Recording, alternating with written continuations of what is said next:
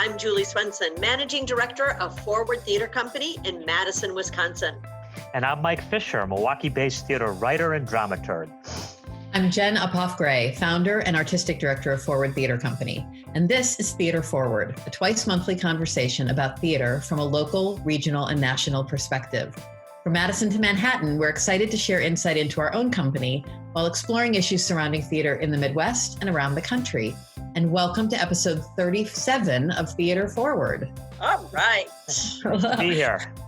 So this week's conversation is all about the questions that we are having to ask ourselves as theater makers right now. You know, what new considerations are impacting our decisions as we prepare for theater in the age of COVID, both as we pivot our planning for the immediate future in making changes and adaptations to our 2020 to 2021 season plans, but also as we think further ahead to the 2021-2022 season, with so much that is unknown to us. And yeah, we just thought the purpose of this conversation would really be to talk about some of the new considerations that we are all pondering and both what we might do and what we're seeing our colleagues around the country do as they try to answer most of the exact same questions. So obviously, I mean, a big place that this all starts is local, state, and well, not so much federal these days, but local and state regulations and guidance on what's allowed. And there's obviously sometimes conflicting guidance. It can change as we are seeing all around us in response to how the disease is unfolding in different communities. But that's obviously the first place we start, is looking at our local conditions and what government officials will even make possible for us.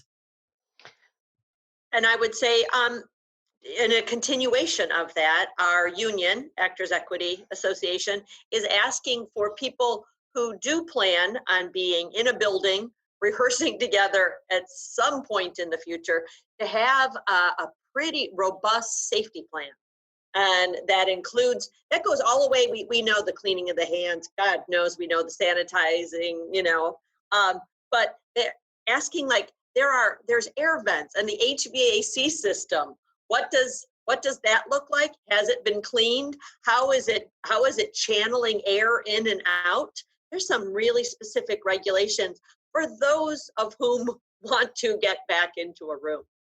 Yeah, and of course, where equity begins in even allowing companies to request permission to go back to rehearsing in person, it all starts with what those local regulations are. Right. You know, what's allowable, how many people can be in a room, and that it covers both the rehearsal part of the process, the tech part of the process, and of course then the performance part of the process, and how can we make a plan to do each of those segments of our work within the local guidelines. And of course, all of us are struggling with the fact that what the local guidelines are today may not be the local guidelines in 1 month or 3 months or 6 months when we're looking at the time frame of our upcoming productions. But yes, Julie, as you say, if we start from the point of view of what the local and governmental restrictions are, the next step for professional companies like ours is, of course, the unions.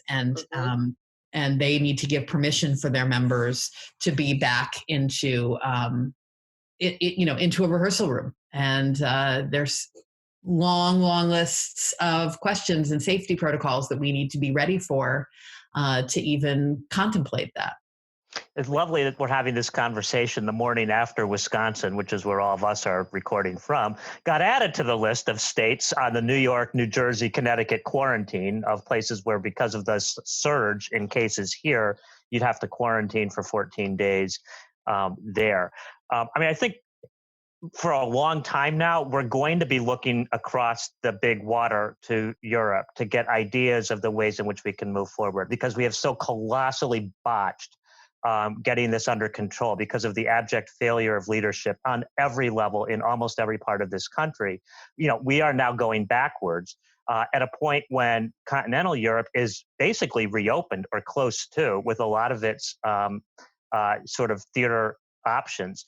And where Britain is sort of moving slowly in that direction. Now, I say this on the morning where a planned national tour of 6 this summer to 12 outdoor venues in Britain. Just yesterday got canceled because of upticks in the virus in different places in Britain.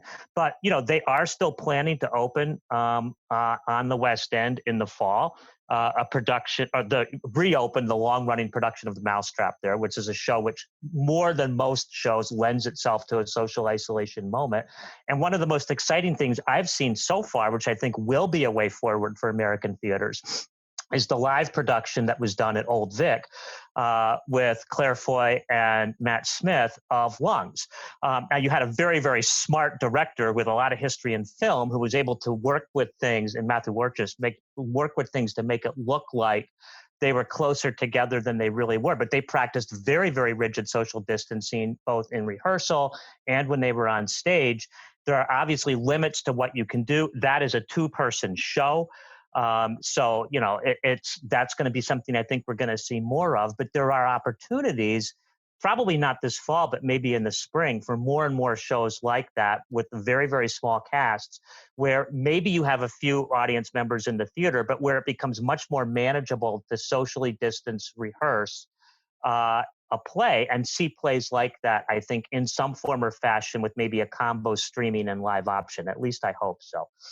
Yeah, and that's really, as we look specifically at what companies like ours are doing to salvage and soldier on with our 2020, 2021 seasons, is this need to figure out all these different scenarios that range from full productions with full audiences in person. And I don't know that any of us have a ton of hope that is on the horizon in the next 9 months here in this country. But you can work backwards from that. You can say, okay, it's rehearsed live, it's performed live in front of smaller, more distanced audiences, and it's also filmed and shared with some audiences that watch from home. And then you can go back to, it's rehearsed live and it's done on stage and it's filmed, and there's a handful or not even any people in the audience, but it's at least on a stage, and that's filmed and shared with your entire audience at home. Or you do what we're going to be doing with our September show this year, which is that the entire thing is remote, and it's rehearsed remotely with each actor and the director and the stage manager in their own homes, creating the most visually and theatrically interesting version of the story that we can. But no two humans are coming into direct contact with each other at any point in the process. In order to have those options even on the table for all of us as we work through this year, it's required a tremendous amount of flexibility and openness to new things, not just from the unions we were talking about before, but also from the playwrights, from their agents and representation. A lot of people have to agree to allow theatrical storytelling to be shared in ways that it has almost never been shared before. I mean, there's the exceptions, the National Theater Lives and, Broadway HD. And there's always those sort of really high profile, really rare exceptions. But for the most part, companies like ours, regional theaters around the country, we don't offer filmed versions of our work, recorded versions of our work to audiences. And now that is a massive, massive part of what we do for the foreseeable future. And it's asking too designers, which we are doing full spate of designers and keeping their contracts for lifespan that will be completely virtual. We're asking people now to do jobs that they have never done before. I mean, certainly some are, maybe have done some sort of TV or film productions, but we're asking, a scenic designer who is used to putting things on a stage now is going to be sending things to people's homes, making rooms look unified. I mean, we're asking a different skill set, and I'm amazed at not only the people we're working with, but American theater in general, for stepping up and doing things that they are have never done before. I look at our director of marketing and communications, who has now become a video, expert. He's our streaming expert. And it's amazing to see the changes that people are just, yeah, sure, I'll learn this. I guess I need to do that. It's fantastic. And Scott Hayden right now is blushing crazily because he's way too modest to take the credit he deserves for having made all this happen. It really has been incredible. And you're seeing stories like that everywhere. I think another place, I think we're seeing the limits of, we've all seen a lot of plays on Zoom, and some of them work and some of them have been really wonderful. I mean, I think the Apple plays have been really good. I think the line out of the public has been really good, but they have their limits. And I think one of the things I see that's really promising, and I think I've mentioned this in a podcast before, but we're seeing more and more of it now, is the pivot to straight up radio plays, which allow actors to exercise their chops. You still don't have the chemistry of people together on stage sort of reacting to each other in the same way, but you also aren't hindered by the ins and outs and the fussiness that sometimes comes with Zoom. And I'm thinking, for example, I'm halfway through listening to the amazing Richard II out of the Public, which was supposed to be one of their profile, predominantly people of color productions this summer. And you're seeing in all kinds of new ways this 400-year play speak to us. And I just got a press release this morning for a new play that was going to be done by Hanger Theater in San Jose in a co-pro with One Year Lease Theater in New York City, of a new play commemorating the anniversary of the moon landing, and meshing that with the story of the Black Arts Movement using Gil Scott-Heron's poetry. And that has been complete. That was going to be a world premiere in Houston. I think it's Houston in August. It's now been completely redone as a radio play, which, they're very careful to say this won't preclude a future world premiere stage production, but they're going to try and put it forward in the next few weeks in that guise. And I think as a way of allowing playwrights' work to continue to happen without feeling constrained in all the ways that Zoom constrains us, that's also potentially for theater companies everywhere either an adjunct to their regular programming or something that will in fact replace part of their regular programming for as long as we can't get back onto a stage.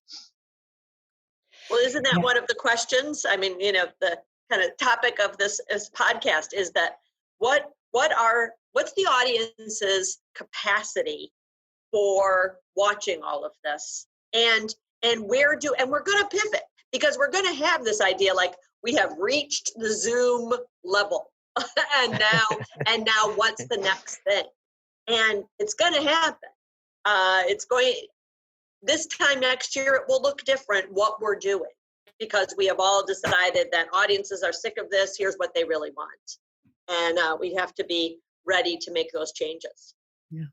Another whole host of questions, issues to solve comes around the physical space. As we look to what comes after Zoom, after needing, right now, it's kind of all that's open to us. I mean, there's a handful of companies around the country that are kind of leaping back into live production performance. I think for the most part, that's being met with skepticism and frankly, criticism and safety concerns and all of that. But for sure, in the coming, number of months, there will be some degree of return to plays being rehearsed in person, and possibly small and growing numbers of audience members being there in person. And so what does that mean in terms of physical spaces? And this is where there's a wide variety of challenges for our colleagues, because some companies own their own building. They actually are responsible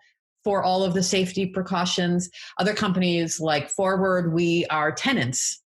We are a resident company in Overture Center for the Arts, and a lot of the safety, both from a cleanliness and then a procedures and policies standpoint, falls on their shoulders. And there's so many different things that need to be worked out. What is an appropriate seating plan for social distancing, given whatever the limitations are of numbers of people that are allowed to be in one space? And then how do you do that from a seating and ticketing perspective? Because of course, people who are there together from the same household, they can sit together, but then how many seats need to be, how many feet of space need to be between them and people in a different household? How do you actually manage that? I can't even get my head around what you do in a 1,000-seat house. I mean, we're talking about 350 seats. Okay, if you can fit in 100 people, but then you have to figure out how many people are actually going to come from their household and how many would rather just watch it recorded at home, and where do you put them, and how do you figure this out? How do you get them in and out of the theater?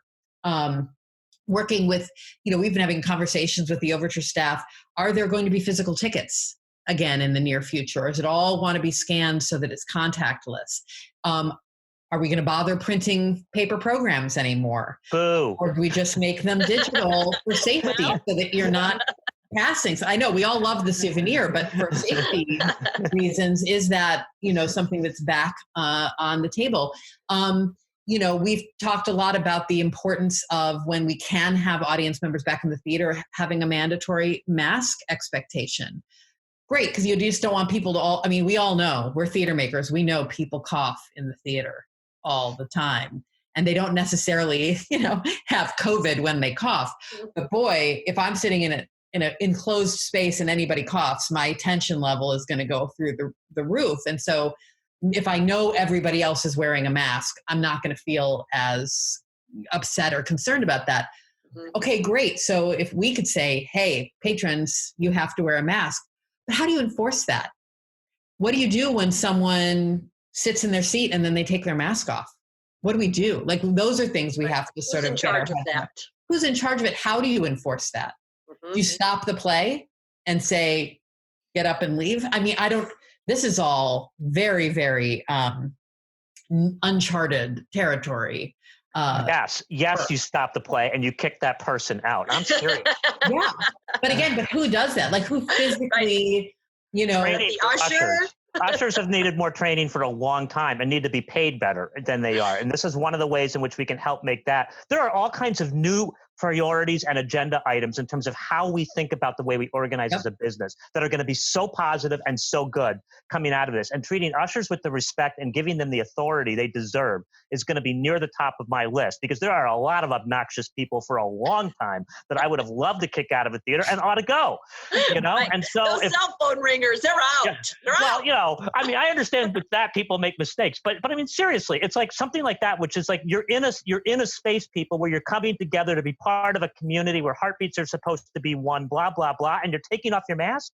I have no sympathy for that. Yes, Jen, you're right. It's a question, but that's one that, to my mind, is fairly easy to answer.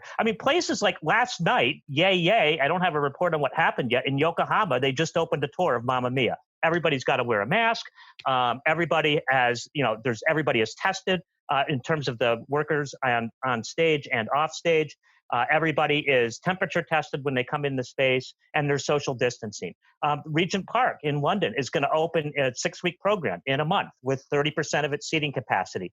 Places, if we had this virus under control, and we will get there, even if we have to restart, things like that will be possible. Now, my favorite of the things so far, which I know is not going to happen at the Overture Center, but God, I love the idea, is what Wilma Theater is doing in Philadelphia, where they are literally building boxes in which will allow between, I think, 40 and 115 people per performance. The boxes are of wood.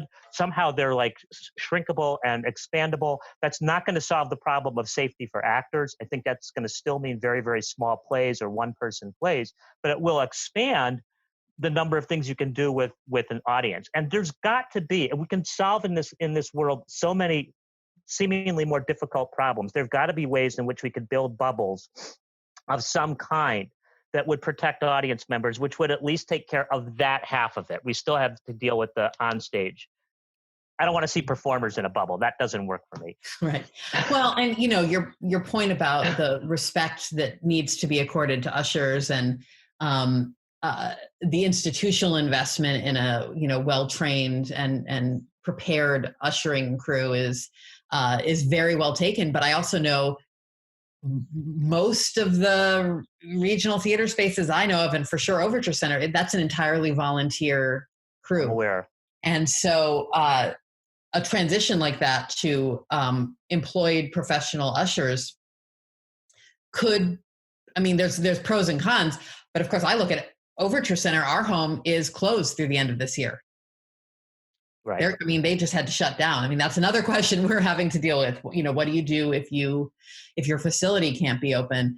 So, you know, I don't know that converting a volunteer program to a paid staff program is realistic at any point in the next however many years from a financial perspective, aside from everything else. So yeah, it's just so. Well, but again, yes, but this is the moment for us to stand. I understand there's money problems in a country which, you know, doesn't fund the arts, in a state that is 50th of 50 states in terms of per capita spending. Yay, Wisconsin, go. Unless we are going to start thinking in the same way that awesome 29-page manifesto We See You is telling us to rethink the way in which we have built theater on the backs of, you know, people of color for too long and taken advantage of their services for too long. There are all kinds of ways in theater where even though it's done with lots of nicey nice and talk about collaboration, we are leveraging the free work of people in ways that are not fair and that are not good for who we want to be. And if it means we have to scale back and say we're going to invest in that and there are things we can't do because of it, you know what? That's okay. If I have to give up a few Shakespeare plays, which will almost kill me because of this cast size, you know, and we can take some of that money and invest it in ushers, yay. I think that would be a fantastic thing to do. Yeah. Bravo. Yeah, it's interesting. You know, if you take the considerations of what we're having to do right now in this moment, just to pivot seasons that were planned before COVID happened. Now we're also, while simultaneously figuring out what to do right now with this upcoming season, most companies are also looking, this is our normal season planning time for the following year, or maybe even for the year after that, and thinking through what kinds of productions make sense. You know, we didn't have COVID in mind when we planned the 2021 season. We are going to have it in mind as we plan the 21-22 season. While we would all love to count on, you know, a universally available and successful, effective vaccine by then and everybody pouring back into the theater, we certainly should not be planning as though that is a fait accompli. And so looking at shows, you know, musicals are really problematic. Right. I know, Mike, we're so there for you. And then, you know, a global pandemic hits. You know, musicals are really tough. Singers are super spreaders. Right. It's going to be really, really difficult to do a musical, you know, for at least for a company like ours that doesn't do them all the time. I mean, a company where that is the one thing they do, they can put some resources into figuring this out, but it's definitely a huge problem. Obviously, cast size is a biggie. You know, what is the show about? Like, does it really require a lot of physical intimacy, or can it be staged where, for the most part, actors stay a little farther apart? You know, does it have an intermission or not? I mean, that's a conversation we always talk about because so many contemporary plays don't have intermissions. And, you know, there's pros and cons to that, but now there's a big disadvantage to shows that do have an intermission because facilities are concerned about safely getting people in and out of the theater during an intermission. And of course, you know, restroom usage is a higher transmission risk situation. And so the kinds of shows that Equity right now is looking at allowing people to return to in-person for are the shorter ones with a tiny cast, and you don't take an intermission and no singing, et cetera, et cetera. So as we look at the kinds of shows we want to do in the following season, you have to wonder, you know, is it just smarter to program a lot of small shows? You know, and it's not, and that's not even thinking at all about the financial reasons to do that. It's purely from a feasibility, can we get this up on a stage point of view. But boy, it'll be boring if every theater in the country is doing two-hander plays all during the 21-22 season. So, yeah. A two-hander where the actors are actually apart more than together. I don't know that, you know, somebody needs to write that because there are not that many. What are those considerations in terms of actors? And are you better with a lot of actors who can be spread apart? all things that we have to wrestle with. Irish playwrights are going to have a field day. I mean, I'm Right. only partly kidding with all the monologues. A really big table, really big bar. Well, and lots of monologues. So, which make it more possible. There's also, in terms of planning for 21, 22, there's the whole other pandemic we're dealing with, which I realize that's a whole separate conversation. or 12 or 100, yeah. Well, yeah, right. But I mean, the kinds of plays that we do aren't just going to be affected technologically. They're going to be affected by, I think, what we've always known and now is becoming even clearer to more people, which is that we have a racist pandemic and a racial pandemic in this country as well. And I think that lends itself to sort of combining. I mean, we're innovating in all kinds of ways. And one of the things is there's a lot of plays that involve smaller casts, that involve some of these issues that have historically been ignored. And it's going to be so cool to see some of those plays programmed in months other than February. I can hardly wait. Agreed. And maybe that's a good place to wind up this conversation on a note of positivity, that as challenging as this time is, times of reinvention are also exciting. They're not just scary, they're exciting, and let's keep focused on that. But for now, we'll say that that's all for this episode of Theater Forward, a conversation about theater in Wisconsin, the Midwest, and America. Thank you so much for joining us. I'm Jen Uphoff-Gray. I'm Julie Swenson. I'm Mike Fisher. Now, our podcast is produced by tech man extraordinaire Scott Hayden. You can follow us, and you can even listen to us at all because he is here, or share your thoughts on Facebook, Twitter, and Instagram at Theater Forward, as always with an ER. And if you enjoyed this podcast, don't forget to subscribe to us on Apple Podcasts or wherever you might tune in. And be sure to leave a review or comments. Let us know what you think. We're so grateful to have you listening, and we will be back soon for another Theater Forward conversation.